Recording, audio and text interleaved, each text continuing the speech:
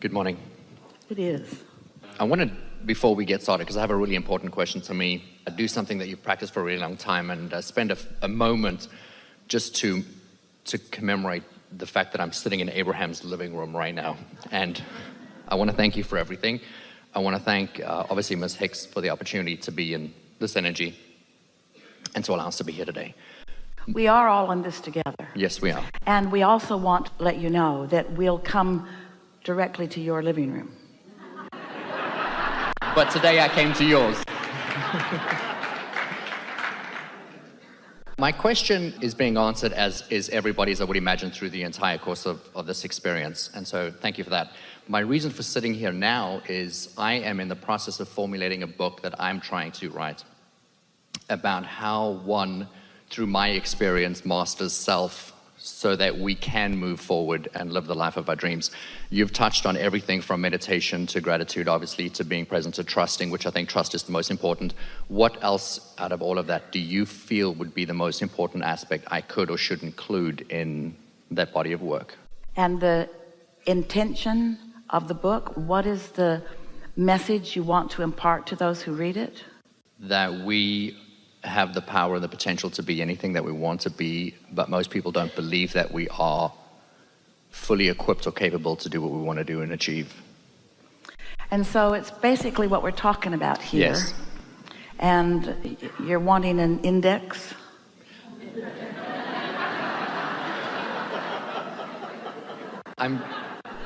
Yes.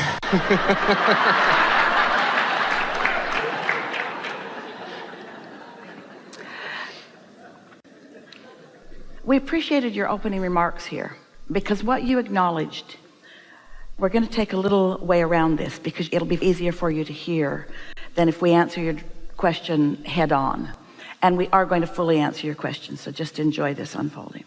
We really appreciated your opening remarks because what you said to us, you tried to be very fast as you said it, but what you were wanting to convey to us is that you had several things that you were interested in that all took place before you sat here. And so you were acknowledging what felt to you like a perfect unfolding, getting ready for this next. It was like we were in this vehicle and this vehicle and this vehicle and this vehicle, and now we're at this place of having this conversation. And that is the way it has been today. It is the way that it always is, but it was especially that way today. In other words, a largest number of clickings into place have taken place here today as a result of this perfection in unfolding of this, which leads us to something that came up earlier that we wanted to express with more detail. And that was the subject of our friend who was skiing and collided with someone else who was trying to occupy the same space at the same time. And even the subject of Esther rendezvousing with the elevator in the way that she did, or the people at the airport in the way that she did. And so we want to put some words around this segment for the purpose of a track title, so to speak. We're going to tell you what we're going to tell you, and then we're going to tell it to you, and then we're going to tell you what we told you, because this is really an important thing for you to understand about all of this. So this is what this is about. Infinite intelligence is infinite intelligence. And there are not enough words that could be articulated even in your entire lifetime to adequately describe the knowledge that infinite intelligence holds in relationship to you, in relationship to everything and everything else in the universe. This is mastery of understanding. This world doesn't just go around. This world is created. It is creation. It is not by chance. It is not willy-nilly. It is not airy-fairy. It is not by accident. It is not coincidence in the way humans mean coincidence. It's coincidence in that you're co-creating incidences, but timing of things. The timing of things is a masterful creation that we want you to focus on and just do your best to feel just for a moment. We want you to feel the all things are possible nature of this conversation that we're offering to you here. So a statement that we made that collided with some of your belief systems earlier today was that the night before, Esther's inner being knew what the circumstance of that elevator was going to be the next day.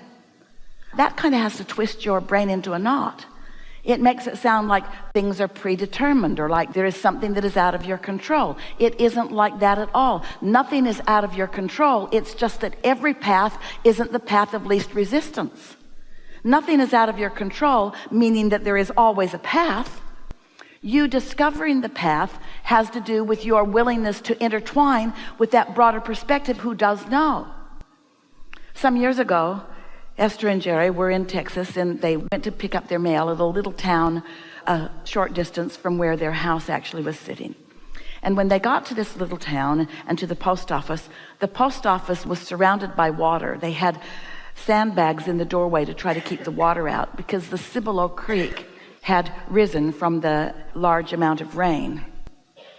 And so they couldn't get in to get their mail, but the roadways that they were driving on were high enough that they were fine, but the low areas were off limits to them for a while, for this day. So Jerry said, let's call our friends in San Antonio who own a 1,000-acre ranch, sort of right in the San Antonio city limits. And that Cibolo Creek runs right through their property.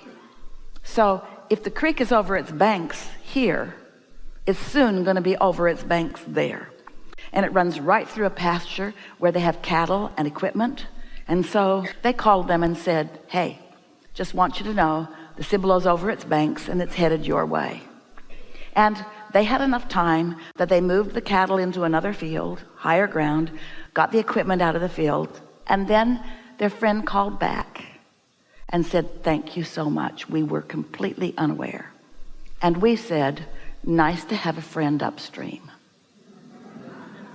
So, what we mean by this is something just that simple. Your inner being is in this altitude of perspective, of not just being able to see you where you are in relationship to the now things that are happening, but so much more. Everything. This path of least resistance that we're talking about, everything from where you are to where you want to be is known by your inner being.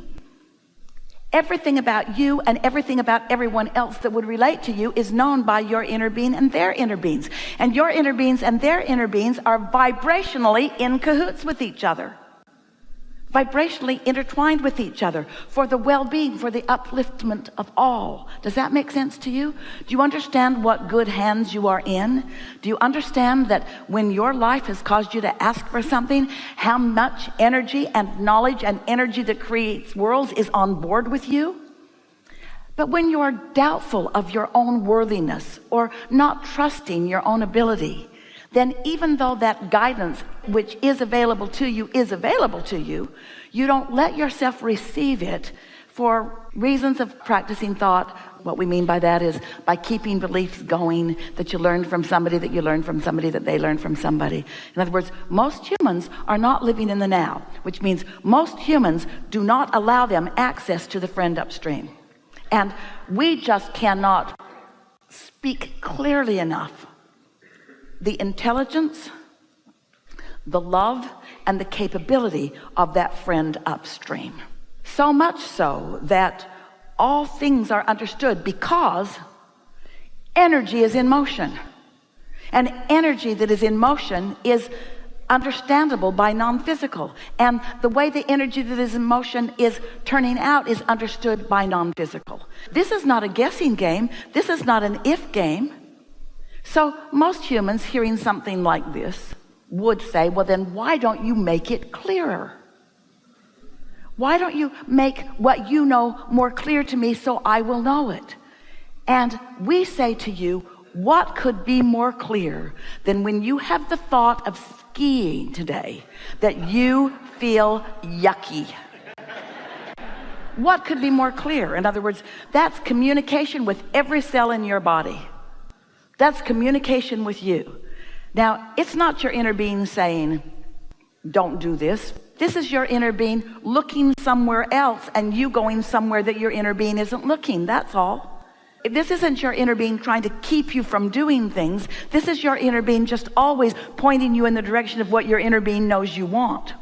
Because your inner being knows who you were coming in, knows who you were as non-physical energy, knows who you've become because of every step of your life, and has watched every single incremental change in your determination of who you are and what you want. And is right there, ready to assist you. And here's the thing we so want you to hear. Inner beings ready to assist everyone else. Talk about win, win, win, win, win, win. This can take a while because there's billions of you. Win, win, win, win, win, win, win, win, win, win, win, win, win. Oh. So now what was your question? You answered it. You answered it beautifully and perfectly. Thank you. But speak it again. Speak your question again so that everyone will feel the fullness of what just happened. It's hard to even find it because the answer is a stronger vibration, but find your question. My question was actually more specifically tied to a book, but the answer was about my action to create the book. And so I took more from it than what I asked. So your inner being knows who you are and what you came to say. And your inner being knows how what you came to say has changed over time. Yes. And your inner being knows what the world wants to hear. And your inner being knows where they are in their life experience. What we're talking about is the inspiration for the perfect, whatever it is always available to you. So what did you take away from this? What was the primary message that you heard us just deliver? We'll tell you what we want it to be. You already did the work of writing the book by living your life so far. Yes. So you already wrote the book by your life so far. You already asked the questions that wrote the book. So the book is already there to be received. So is your work to figure out what to put in the book? Abraham got this and this and this and this. What should chapter 8 be? Or is the book already written and what you want to do is just get into the receiving mode and receive the book? And what is the book that you want to write? The book that will meet people where they are and take them to the next vehicle. The other day we were talking to someone who was talking about career. And this person used the word vehicle. And that was when we began using the word vehicle in the way that we demonstrated to you here today. So we said to this person, because this person had a job and then had another job and was ready for another job. But the thing that they got from our vehicle discussion, you keep thinking that you should find a vehicle that will take you the whole ride. So you sort of think you've got to write the book that will take you the whole ride, or take the world the whole ride. Oh, just going to write the book. And it's going to feel good as you write it. And those who are ready for it will benefit from it greatly. And everyone on the planet isn't ready for the book that you're ready to write. But everybody on the planet doesn't need to be ready for the book that you're ready to write. And your inner being knows the book that you're ready to write, and knows the people who are ready for the book that you're ready to write. That whole rendezvous will be orchestrated at an unseen level that you may trust. So when you get your head out of that game, your inner being knows what stocks will pay off. Your inner being knows where you are in relationship to that. Your inner being knows where the lottery ticket is. Your inner being knows everything that you think that you want to know. Your inner being knows when your best passage through traffic is. Your inner being knows when the flyer is going to come down the mountain, is going to try to occupy that space, and will help you not try to occupy the same space. All things are known, and things that Esther's vocabulary does not have the ability to articulate. You getting the picture? This is big stuff. This is big stuff. This is big knowing, and you may trust it. And most of all, and you're not going to get this just from our words, you are worthy. It's time for you to let what you will call these blessings in. You are worthy.